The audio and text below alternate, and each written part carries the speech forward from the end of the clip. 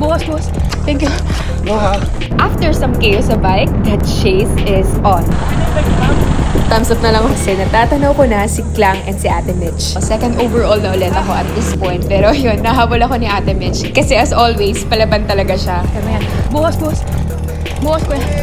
Thank you.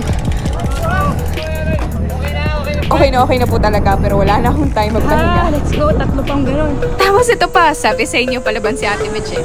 Bumababa yung handlebar. 31. Ay, 30. 31 km na lang. And after that, dito na ako medyo nakalayo kay Ate Mitch. Thank you. Boss. Thank you. Ulo, thank you.